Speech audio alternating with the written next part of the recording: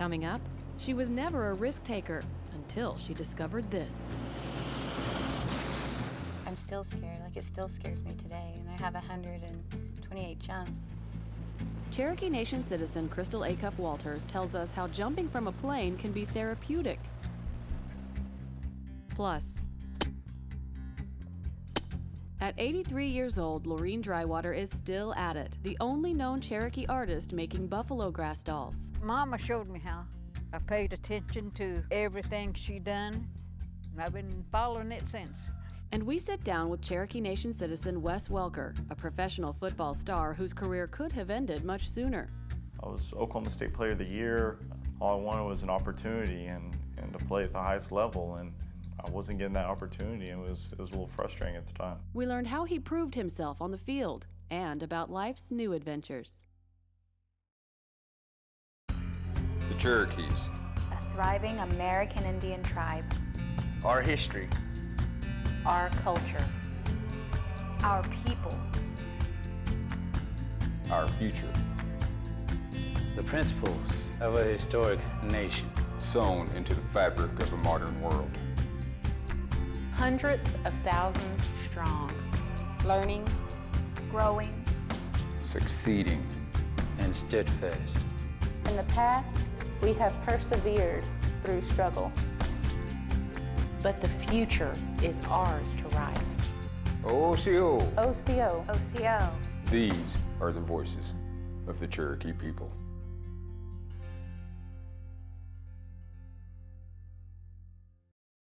Osiyo, I'm Principal Chief Bill John Baker. Welcome to the Cherokee Nation and OsiyoTV. This is how we share our culture, our heritage, our history, and our language with you. Wado. Osiyo, it's how we say hello in Cherokee. In this episode, we catch up with 3 Cherokee Nation citizens taking full advantage of the summer season. Lorene Drywater teaches us how to make priceless dolls out of summer grasses that grow here in northeastern Oklahoma. And we catch up with professional football player Wes Welker and learn about his new foray into horse racing. But first, Crystal Acuff Walters. She's a mother, an artist, and now an unlikely adrenaline junkie.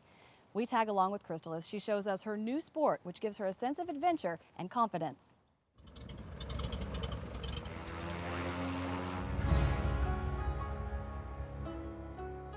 I'm not like a real big risk taker usually in general. It kind of turned into like overcoming a fear. I'm still scared, like it still scares me today, and I have 128 jumps.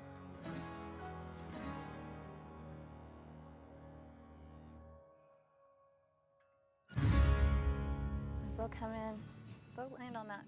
I'm Crystal Walters, and I'm a skydiver, a mother, a graphic designer, and a fine art photographer from Pryor, Oklahoma.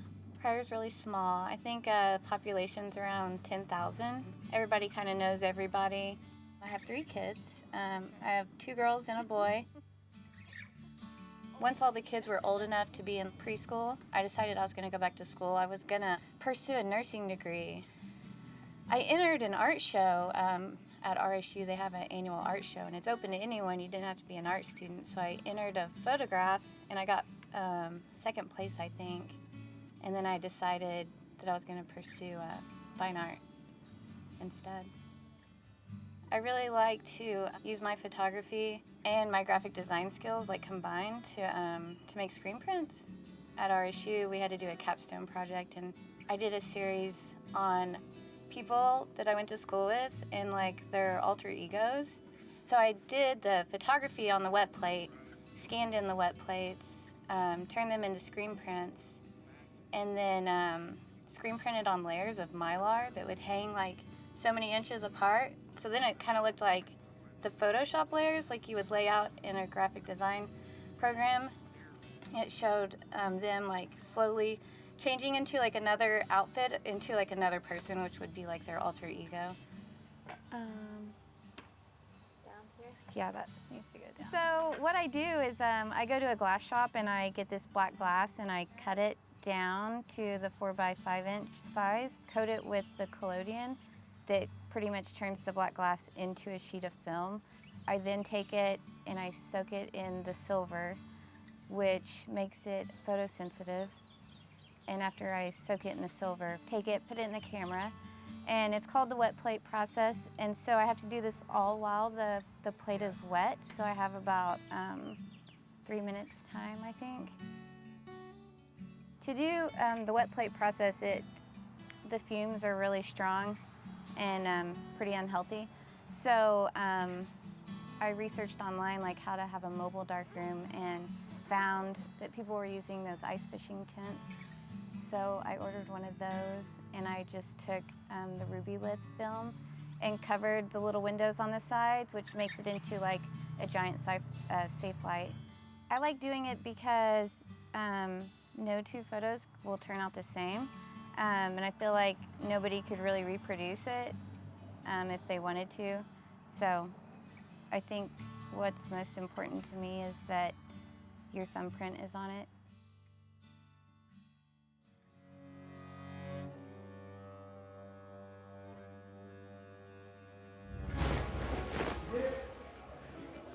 So the first tandem skydive I did was last October. I had just recently got divorced, and I had reconnected with a friend that I went to high school with, and he skydives, and he was like, you know, you should just come out and just watch, or, you know, check it out, see if you might want to do a tandem. Eventually, I went out there, and I did one tandem on a Saturday. I went back and did a second one on the Sunday. And then that next weekend, I signed up for the class. It kind of turned into like overcoming a fear to kind of get away to make me feel really self-sufficient, like I could take care of myself, I guess maybe like post-divorce. When the plane gets to about 9,000 feet, you start getting ready. Everyone kind of rotates around in the plane, and you start getting prepared to do the climb out. I wouldn't say that there's ever been a time where I thought I wasn't going to get out. It's definitely getting out of the plane isn't anything that I'm scared of. I think it's just the landing. I think that the landing is the scariest part. I'm not real great at it. It's a running joke around here if I land in the mowed grass and if I land on my feet. So we all get out and we all look at each other, make sure everyone is ready to go, and then someone will give the count, and then we jump.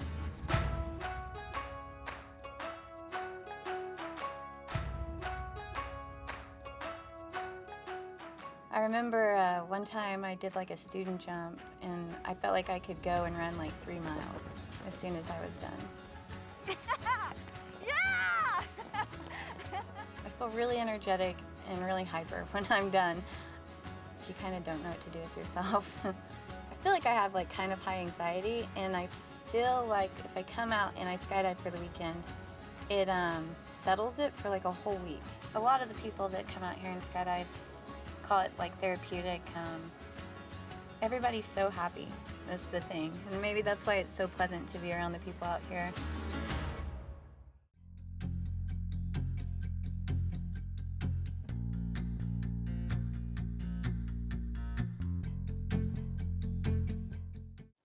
Cherokee Nation citizen Wes Welker has spent the last 10 years in the National Football League, collecting big wins and accolades along the way. We caught up with Wes at his childhood home in Oklahoma City, where he tells us life is not just about football anymore.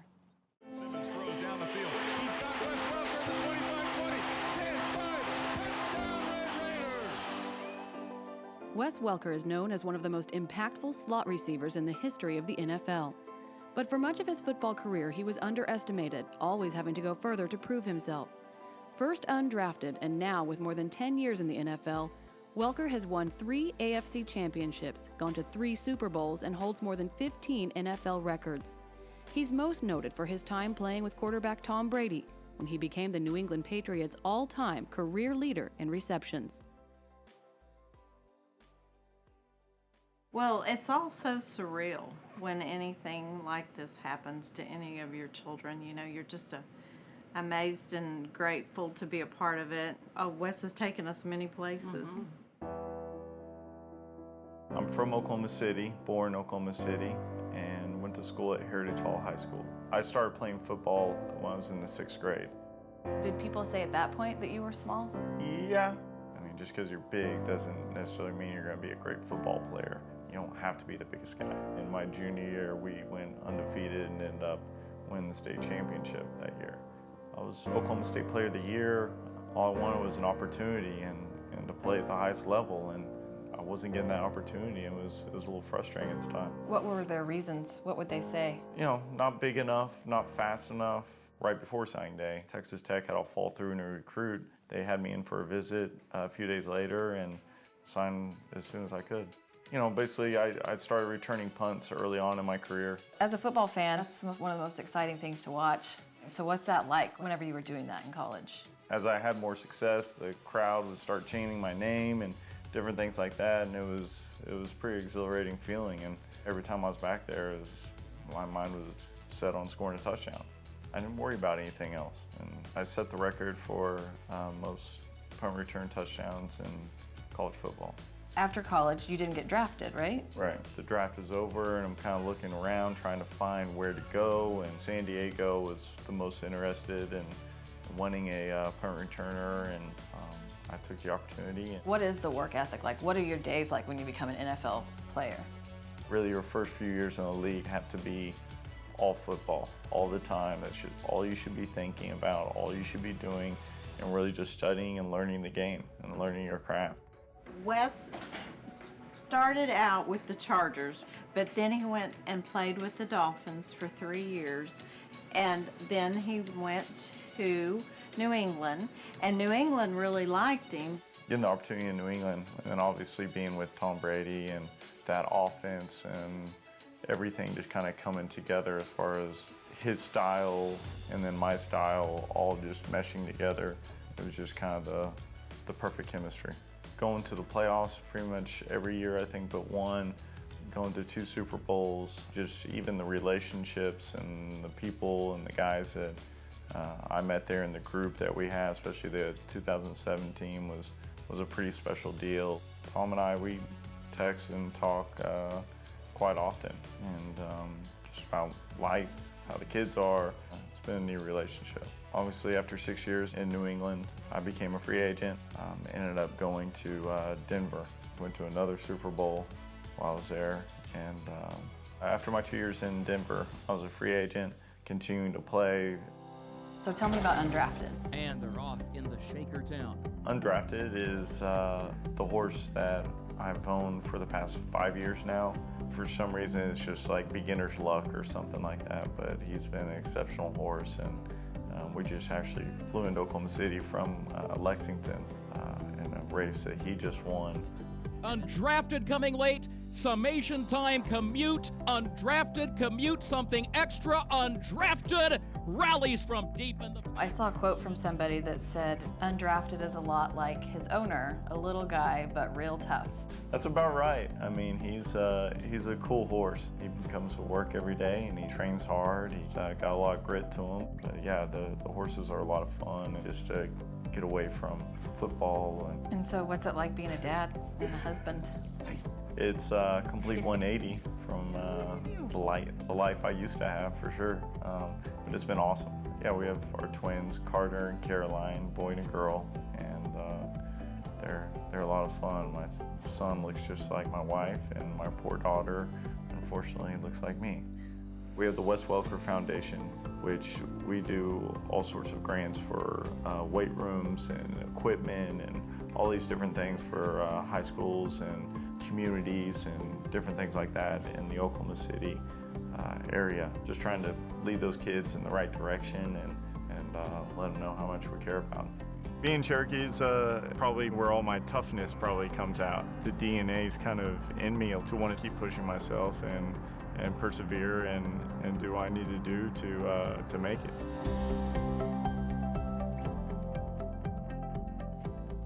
What do you see for yourself in the future? I don't know. You know, that's the thing that I'm still trying to figure out. It's not like a lot of people are knocking down your door to do anything else. This is the best opportunity I have to provide for my family and also do something that I love, that I know I'm good at. I can't just sit on the couch and be retired. Like, I have to do something. I think going back from where I started, whenever the coach sat there and did the depth chart and I was last, and then going on and looking at playing my 13th year in the NFL, you know, you look from that perspective, it's been pretty successful. You know, getting married and having kids and, you know, seeing yourself within those kids has been the biggest blessing out there. Right now I'm just really enjoying the kids and being around and slowly trying to figure out what my next steps will be.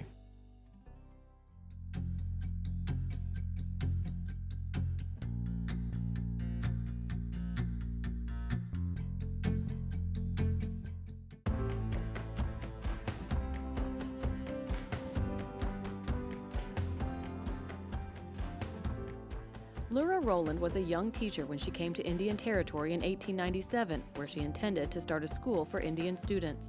A blind woman from neighboring Arkansas, Lura had noticed the need for education for the blind and visually impaired in Indian Territory. She found a home for the school in the old barracks at Fort Gibson. Located within the Cherokee Nation, but on land rented by the United States government, the Cherokee Nation allowed Ms. Rowland to repair the dilapidated buildings and make them usable for the students. Lura appealed to Congress for funding to operate her school, but found none. Instead, it was with the help of the Cherokee and Choctaw Nations that the International School for the Blind was established. In 1900, the Cherokee Council granted $300 for the operations of the school. At the time, half of the 6 enrolled students were Cherokee. The nation would continue funding the school until statehood in 1907. In 1913, the school, renamed the Oklahoma School for the Blind, moved to its current site in Muskogee, Oklahoma. 2 years later, Helen Keller visited the school. The Oklahoma School for the Blind is the only such institution in the state and retains a high population of Native students, many of whom are Cherokee Nation citizens.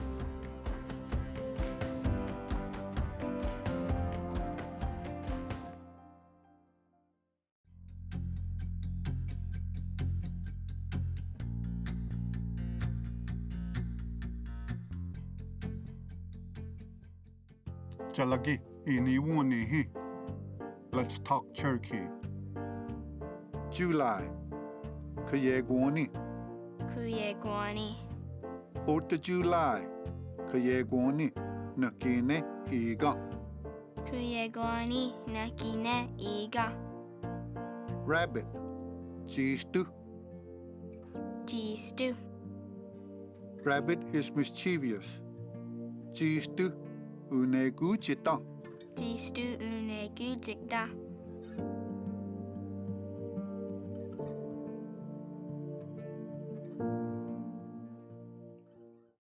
The Smithsonian's National Museum of the American Indian honored all 3 Cherokee tribes with its annual Cherokee Days at the museum in Washington, D.C. The Cherokee Nation, the United Kituwa Band of Cherokees, and the Eastern Band of Cherokee Indians all sent tribal citizens and artists to the museum for Cherokee Days.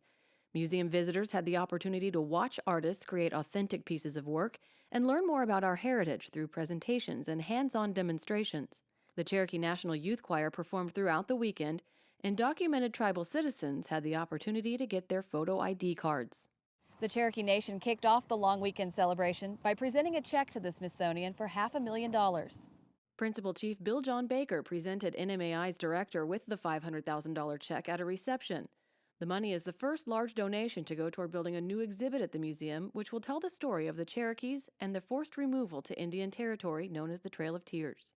When we first came to the museum for Cherokee Days, there was one little bookcase that had 3 or 4 representations of Cherokee. And citizens from all over the country were clamoring that, why aren't we telling our story? Why don't they, know more about Cherokees if they come to this museum? So we've made a major contribution, and they're putting together a major display that is going to tell the story of the Cherokees before removal and the Trail of Tears. And wrapping up the long weekend, the Cherokee Nation's D.C. area citizens group held its annual picnic. Hundreds of Cherokee Nation citizens live and work around the Washington, D.C. area, and so a few years ago they formed their own citizens group. This year they got together with Cherokees from Northeastern Oklahoma at a picnic in Sandy Springs, Maryland, where they shared food, stories, and kinship. More than a dozen Cherokee cyclists are home safe after completing the 2016 Remember the Removal bike ride, retracing the Trail of Tears. Each of the participants had to apply for the ride, and once selected, they trained for months before their official send-off on May 31st. The annual bike ride takes the riders on a 3.5-week-long physical and emotional journey, retracing their ancestors' steps on the Trail of Tears. As the riders said their goodbyes, some of them said they felt prepared physically, but emotionally they knew they were in for a long ride. It's very treacherous and long, and it is going to really test our strengths and weaknesses. The Cherokee Nation cyclists were joined by several cyclists from the Eastern Band of Cherokee Indians in North Carolina. Together, all of the cyclists returned to Tahlequah, Oklahoma. There were some cuts and bruises and several tears shed, but all of the Remember the Removal riders said they had a newfound respect for the losses our ancestors faced on the original trail. You know, if we look at the heat and we look at the conditions that we had to travel to Oklahoma under, and we compare that and contrast that with the conditions under which our ancestors were removed, it pales in comparison. So you take it with a grain of salt and you just endure it. For more Cherokee Nation news, go to anadisco.com or go to Osiyo.tv and click on links mentioned.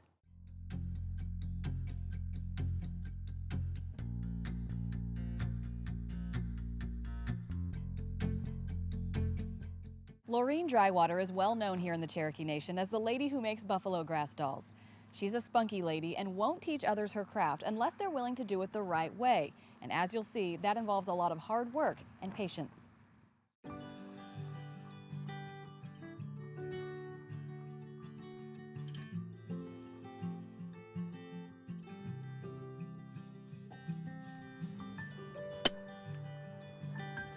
Uh-oh. Did you break your pick? No.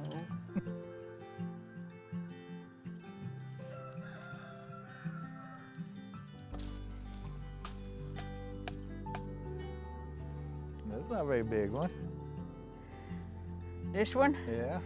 Yeah, but it's got long roots. Oh, okay. So you get all the roots together and just like that. I'm gonna scatter this a little bit, and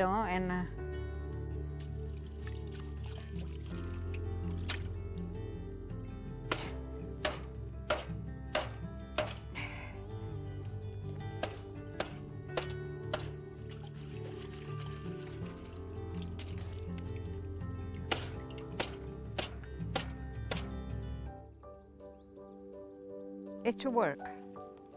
It is a hard work. They wanted me to teach somebody to do this, and I thought, now, that sounds easy enough, but if they want to learn how to make those buffalo grass dolls, they're going to have to dig themselves and learn how to clean it, because that's the only way you're going to do it. Who wants to get out there and play with the grass? I'm the crazy one.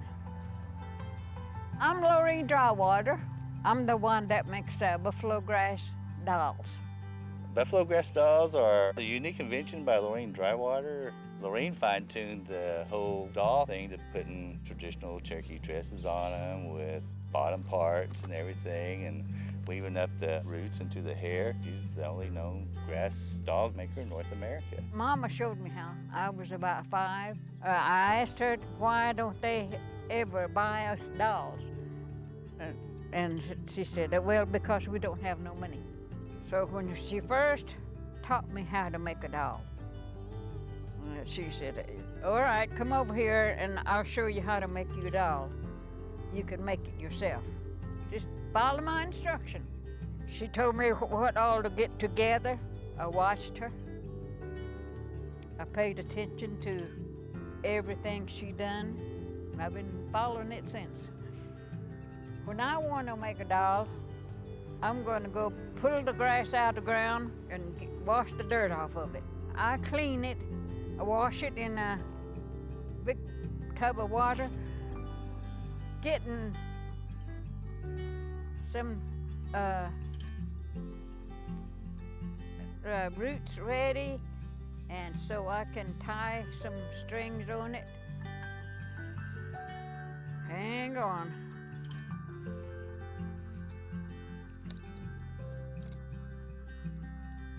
This is the neck. Now this is going to be the body. It's a broomweed. It's that kind of stuff that grows out there in the pasture. Okay, here's starting of one. These are her arms.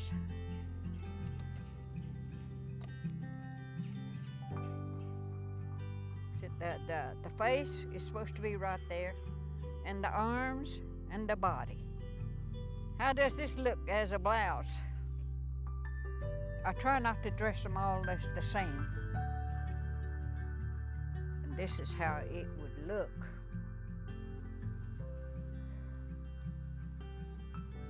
Like this, whenever they are dressed. Sewing was my favorite. I even fixed my own dress. If I tore my dress, I fixed it myself. And of course it didn't look as neat as it would if Mama did it, but Mama didn't have time. She had too many little ones. She's a national treasure for making Cherokee terry dresses and clothes. And for her to transition it into a doll form is very unique. She loves the woods and her plants, and that's what's Cherokee they like, is the woods and their plants. She applies traditional indigenous knowledge systems into her work. That's what's very unique about Lorene. She puts it all together and has a unique contemporary art form that's distinctly hers. And this is my mom. She dressed like that. I made that dress. Everything I had, I made myself, or somebody made it. And here's my grass dolls. I was working on them. I'm just so used to doing things on my own. That's okay.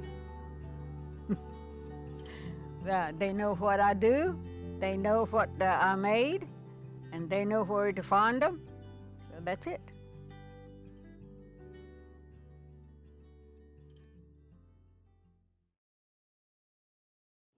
We hope you enjoyed our show. And remember, you can always watch entire episodes and share your favorite stories online at Osio.tv.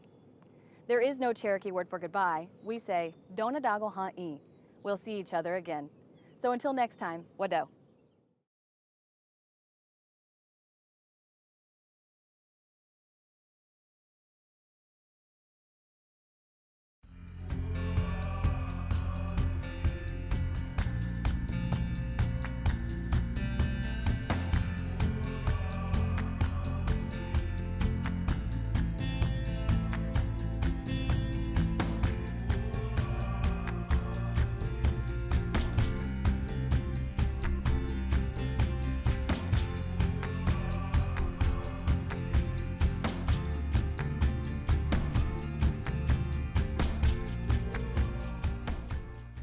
I think it's important to be active because it's fun and it just keeps me in shape. CHIP is that extra insurance that covers the cost in case there's an injury. We can get your family covered with insurance.